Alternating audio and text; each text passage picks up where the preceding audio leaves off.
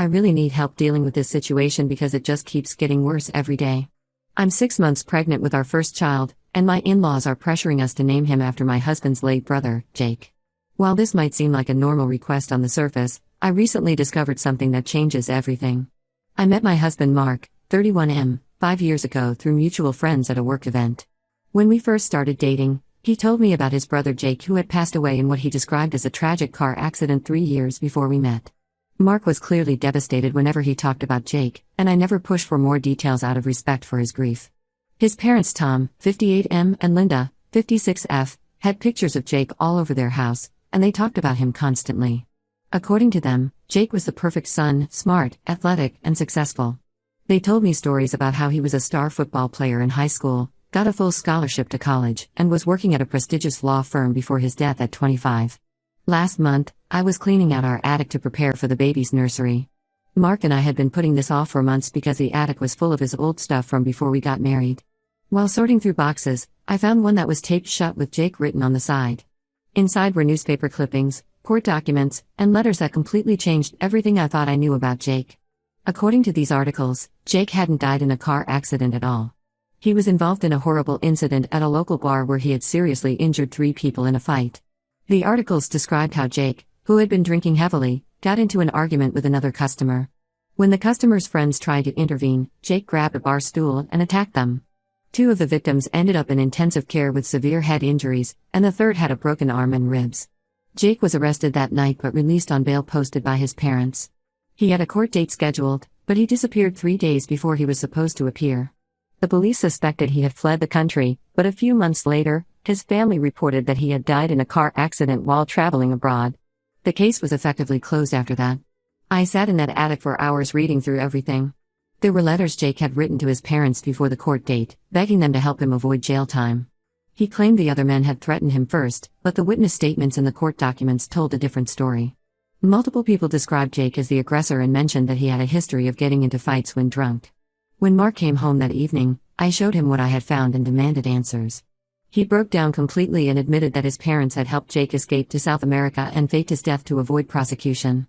Mark was 22 at the time and said he was young and scared, so he went along with his parents' plan.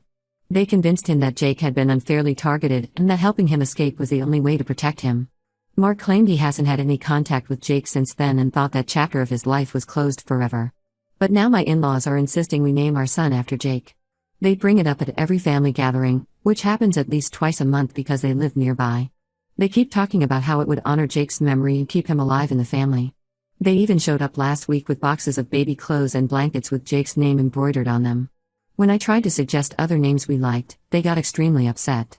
Linda started crying and said I was being disrespectful to their family's tradition of naming firstborn sons after deceased relatives. Tom got angry and said I clearly didn't understand the importance of family legacy. Mark is completely torn between supporting me and pleasing his parents. While he agrees that naming our son after Jake wouldn't be right, he's struggling to stand up to them. They've always been very controlling of his life. They chose his college, pressured him into his current career, and even tried to set him up with specific women before he met me. He's never really gone against their wishes before, and I can see how much this situation is stressing him out. I absolutely refuse to name my son after someone who seriously hurt multiple people and then ran away from the consequences.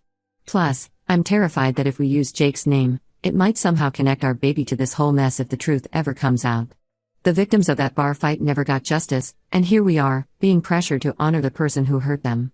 But I also don't know how to keep refusing without revealing that I know the truth, which could tear the family apart. I haven't told anyone else about this because I'm worried about the legal implications. Could Mark or his parents get in trouble now for helping Jake escape years ago? Would I be considered complicit now that I know what happened? I'm stuck between protecting my family and doing what's morally right.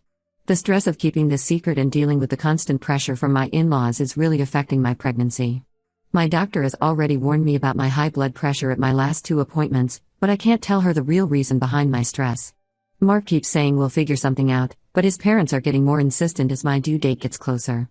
They've started telling other family members that we're planning to name the baby after Jake, so now I'm getting messages from relatives telling me how wonderful it is that we're honoring his memory. Update 1, it's been 2 weeks since my last post, and I honestly wish I had never said anything. The situation has gotten so much worse that I'm starting to worry about the stress affecting my baby. Last Sunday, we had our usual family dinner at my in-laws' house. Everything was tense but normal until Linda brought out a cake with "Welcome Baby Jake" written on it in blue frosting. That was the moment I finally snapped and told them I knew the truth about Jake. Their reaction was nothing like I expected. Instead of being shocked or apologetic, they became extremely defensive and angry. Linda immediately started screaming that I had no right to go through old family documents. Tom got in Mark's face, demanding to know if he had told me about Jake. When Mark admitted I had found out on my own, Tom turned red and started pounding the dining room table, saying we had betrayed their trust by digging into private family matters. Linda was hysterical, alternating between sobbing and yelling about how I was trying to destroy their family. She kept saying I couldn't possibly understand what they went through, watching their son being unfairly accused and facing jail time. Tom backed her up, claiming the other men in the bar had connections with the local police, and that's why Jake was painted as the aggressor. According to them, they only did what any loving parents would do to protect their child. But the worst was yet to come. In the middle of their tirade, the doorbell rang. It was Tom's sister and her husband, coming by with more baby gifts. That's when I learned that my in-laws had already been telling the entire extended family that we had agreed to name the baby Jake. They had been showing everyone the personalized items they bought: blankets, clothes, even a tiny leather jacket like the one Jake used to wear. They had told everyone how wonderful it was that their grandson would carry on Jake's name and legacy.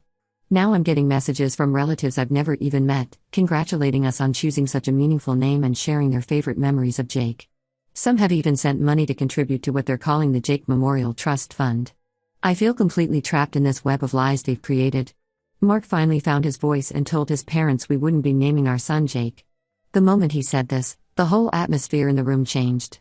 Tom got very quiet and cold, saying if we went against the family on this, we would be cut off completely. No inheritance, no family support, no relationship at all. Linda jumped in, threatening to tell everyone how I had forced their son to abandon his family traditions and turn against them. She even suggested they might need to warn our other relatives about my toxic influence on the family. Mark was devastated by their threats. On the drive home, he was so quiet I could practically hear him thinking. When we finally got inside, he suggested maybe we should consider using Jake as a middle name, just to keep the peace. He said it wouldn't mean anything to us, but it would make his parents happy and prevent a complete family breakdown. I couldn't believe what I was hearing.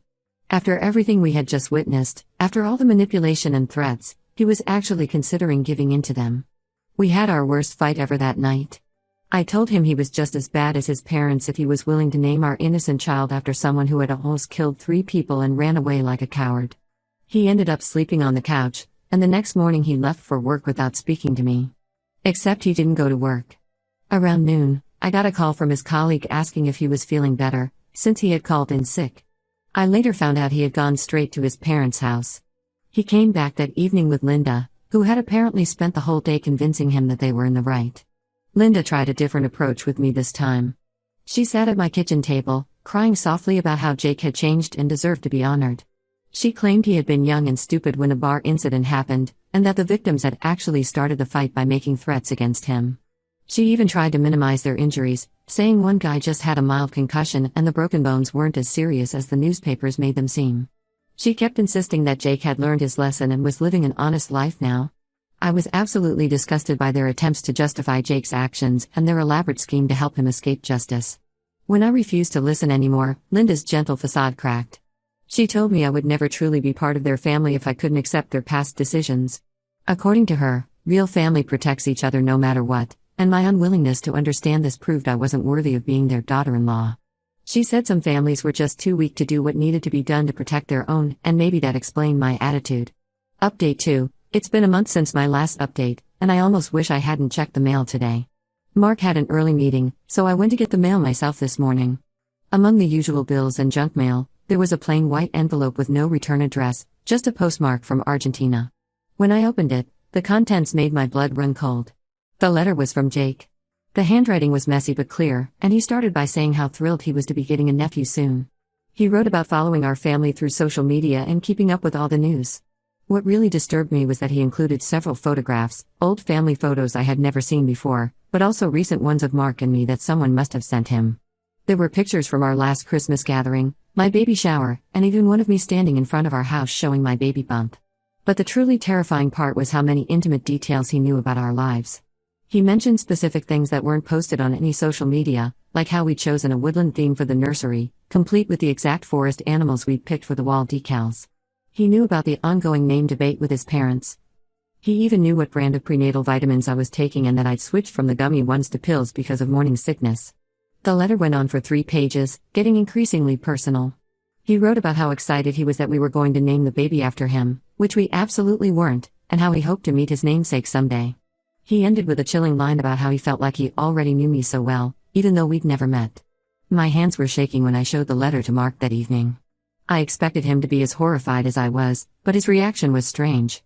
Instead of being concerned about Jake's detailed knowledge of our lives, he seemed more worried about whether anyone else had seen the letter. He kept asking if I'd shown it to anyone or if any neighbors had seen me get the mail. His odd reaction made me push harder for answers. After nearly an hour of back and forth, he finally cracked and admitted something that shattered what little trust I had left. It turns out his parents weren't the only ones who had maintained contact with Jake all these years. Mark confessed that he had been sending Jake regular updates about our life through a secret email account. According to him, it started right after Jake fled the country. Their parents had set up a secure way to communicate with Jake, and Mark had kept using it even after we got married. He tried to defend himself by saying it was just basic family news, holidays, birthdays, major life events. But given the intimate details in Jake's letter, I knew he had to be sharing much more than that. When I asked him how he could lie to me for our entire relationship, he broke down crying. He said he felt guilty about helping Jake escape and then cutting him off completely. He claimed he only maintained contact because Jake was his brother and he felt responsible for him in some way. But how can I believe anything he says now? This wasn't just one lie, it was years of deception, thousands of little moments where he chose to hide the truth from me. Every time I look at him now, I wonder what else he might be hiding. If he could lie about something this big for so long, what else might he be capable of keeping from me? I'm 7 months pregnant with his child, and I suddenly feel like I don't know my husband at all. Update 3. 3 months have passed since the letter incident, and so much has changed. I gave birth to our son last week, a healthy baby boy who we named Oliver, despite my in-laws' continued protests. Mark was supportive during the delivery, but things have been tense between us ever since I came home from the hospital. Now I know why. Yesterday, while Mark was at work, I needed to order some diapers online. My phone was charging in the bedroom, so I grabbed his laptop from the kitchen counter. When I opened it, his email was still logged in, and a notification popped up. The sender's name made my stomach drop. It was from an email address with Jake's old nickname in it. My hands were shaking as I clicked on it. There were dozens of messages between Mark and Jake, going back months. They had been planning for Jake to secretly visit after the baby was born. Reading through their exchanges made me physically sick. They had been coordinating everything in detail. Mark had sent Jake our address, information about our daily schedules, and even details about which neighbors might notice a stranger around our house. Jake had responded with suggestions about the best times to visit based on when I usually went out for errands. He had even Google mapped our neighborhood and found secluded spots where he could park without being noticed. They talked about having their first meeting in a park 2 towns over, where no one would recognize them. The most recent emails discussed how to handle my potential reaction if I found out. Jake suggested they could tell me he had turned himself in and served his time quietly in another state. Mark thought it might be better to claim Jake had paid settlements to his victims and the charges had been dropped.